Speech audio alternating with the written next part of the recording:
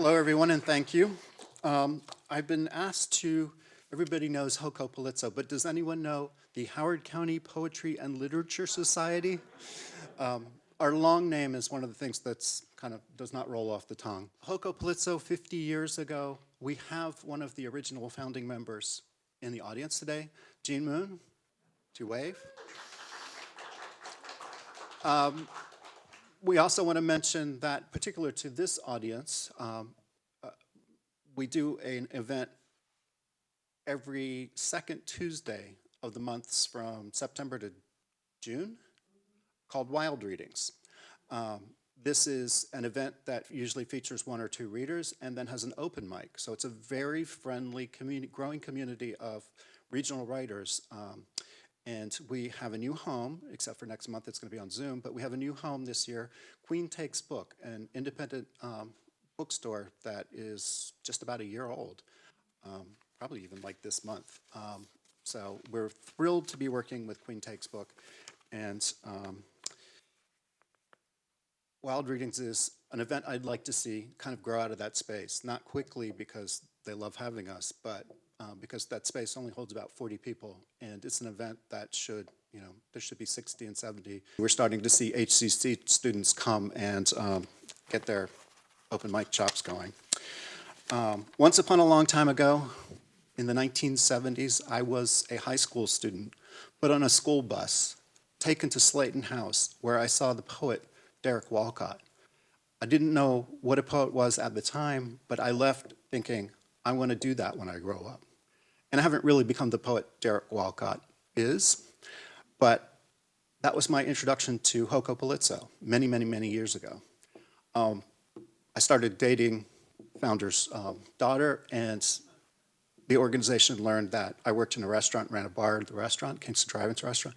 So I became the bartender for those very busy Irish evening nights.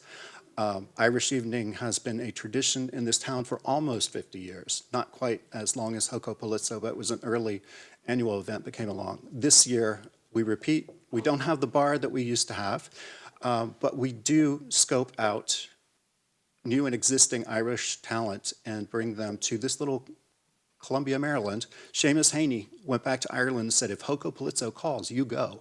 And so this year, we have Sean Hewitt, who I've read his poetry books, I have his memoir to read yet, and I believe he's got a work in fiction coming out in the year ahead. This is one of the people that in 50 years they will be talking about as the Irish writer, like Seamus Heaney. We talk about Seamus Heaney now.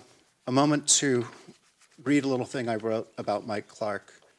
What a joy to get to work with Mike Clark. What a joy to be a part of his mischief, the mischief that is Little Patuxent Review. A morning or so after Mike Clark died, the air was full of sunlight. It rained the night before, and there was a gentle dripping to things. Young beech trees, which will hold their leaves through the winter to protect next season's buds, brightened as the sun hit them. I loved those leaves, slowly browning each autumn from copper to peach to dry paper white come spring. When seemingly weightless, they will feather off, up into the air, an angel-like ascension. Their serrated leaves are perfect catch and pause for water droplets, pooling to a bead at their tips. One particular such droplet was gleaming with sunlight. I knew that sparkle. I'd seen it many times in Mike's eyes, just above a smile as he was about to create some new task for you to do. What do you think of starting a salon series? He asked me while we stood on his porch after a Little Patuxent Review board meeting. I didn't really know what he was talking about. I thought I would buy some time, let him explain. I mumbled something like, okay, and waited for an explanation. His eyes were sparkling that sparkle. I should have known.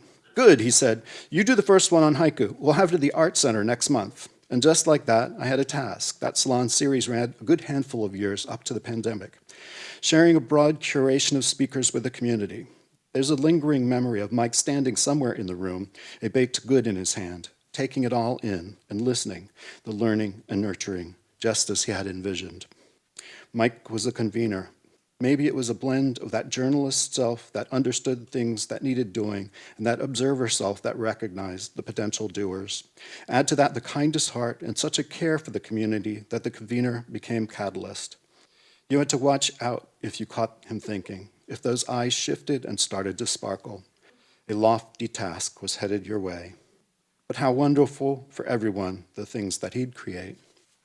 Mike and I first met as teachers' husbands at holiday parties. We'd sit near the buffet and get to chatting, outsiders to the school day conversations going on around us.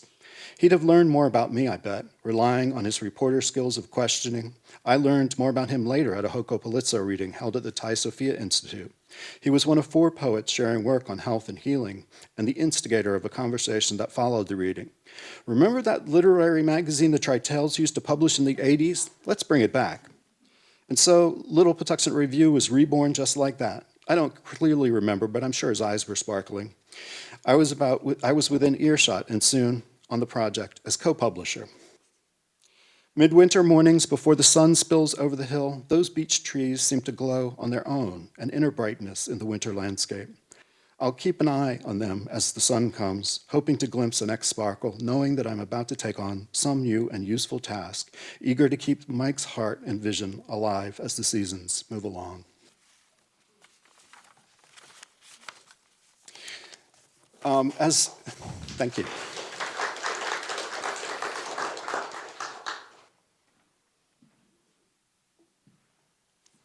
I'm going to hide behind something now.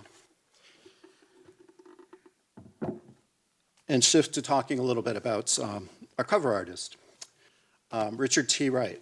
I think I'm going to talk a little bit about how I became aware of this artist and then maybe read towards the end of the essay. The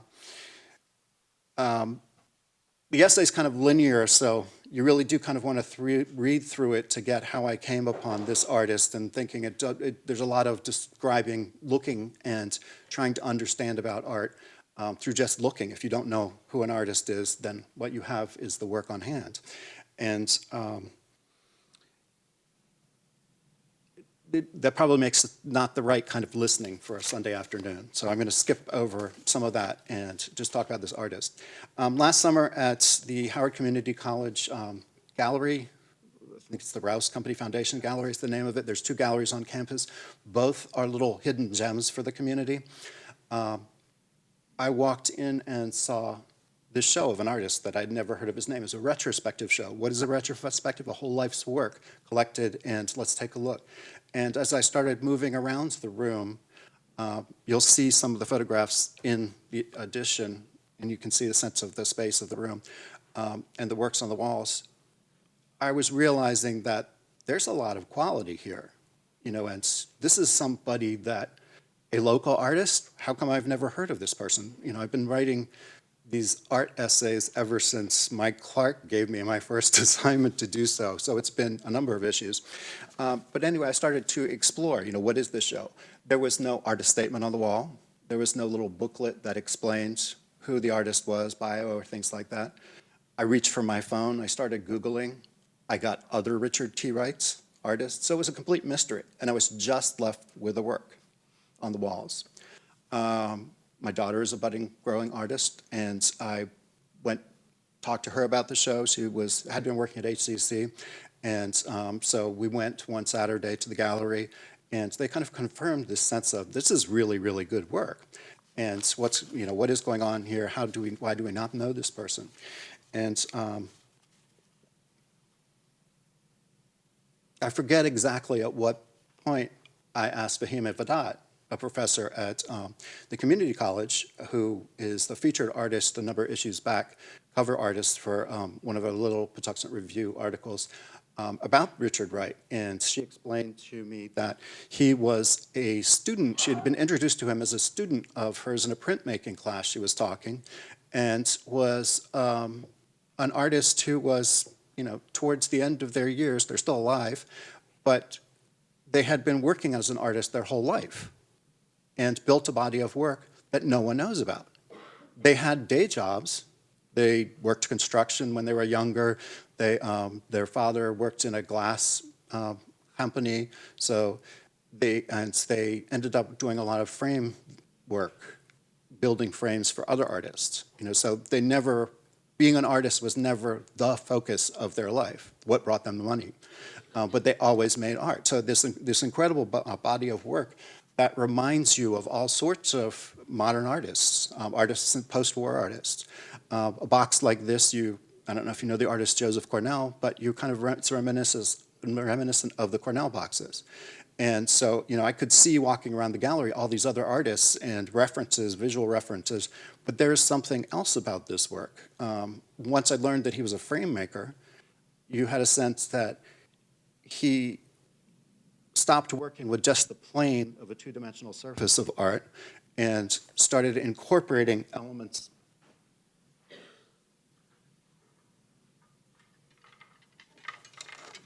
of the frame into the work of art itself. I need to be your Vanna White. These are very heavy. Okay, can I? I can hold it. Okay. I'll let you two hold it. Does it make you nervous if I do it? You want to do it together? So the painting becomes, in a sense, a piece of sculpture. And the layer of glass over this is cut away, and just a fragment, a piece of glass is centered in the center with wires over an abstract image. The frame itself often has, the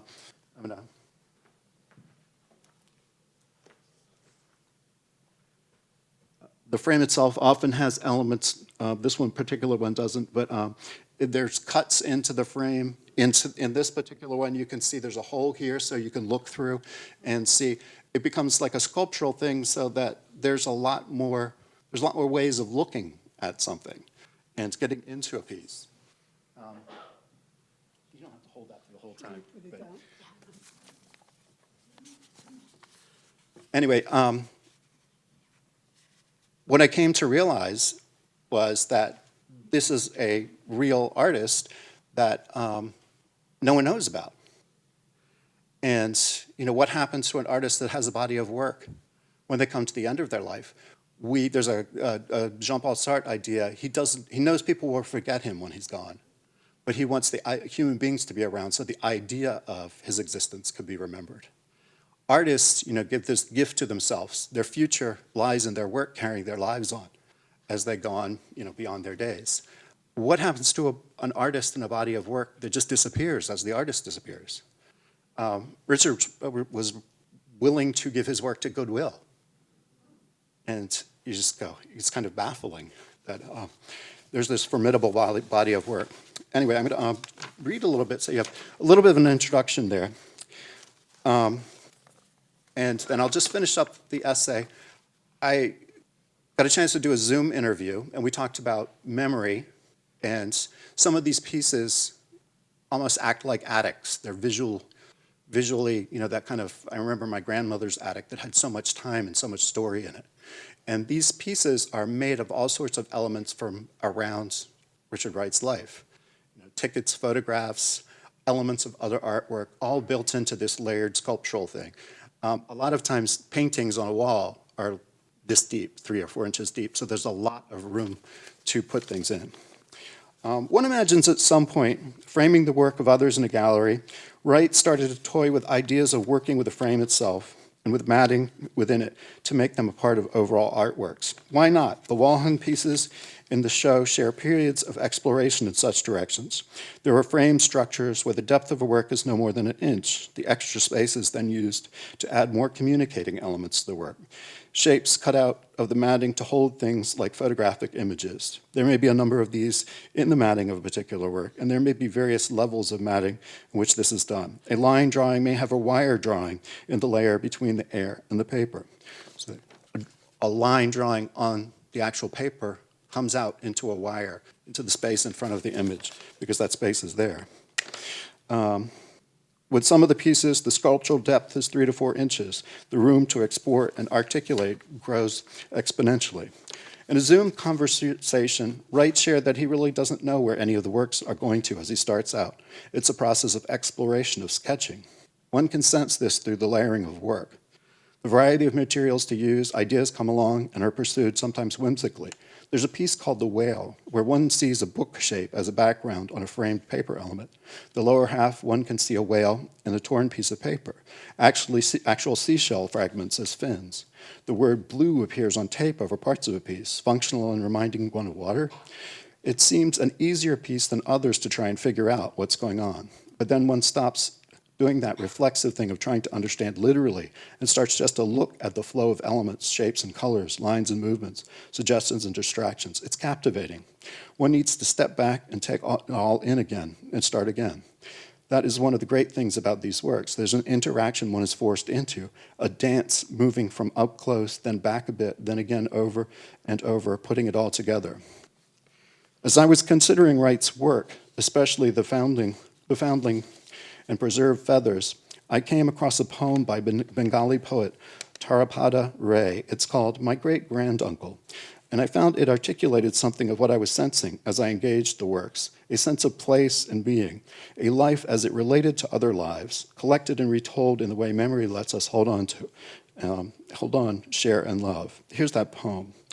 My great-granduncle had a particular hobby.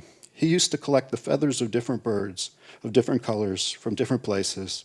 His bedroom, his corridor, and staircase were full of thousands of colorful, colorless feathers. On the day before his death, just before sunrise at dawn, my great-uncle went to the rooftop of his house and threw the feathers into the morning air. The feathers floated in the golden rays of the rising sun. Some of the feathers dropped near, some went far, some floated towards eternity, the sky.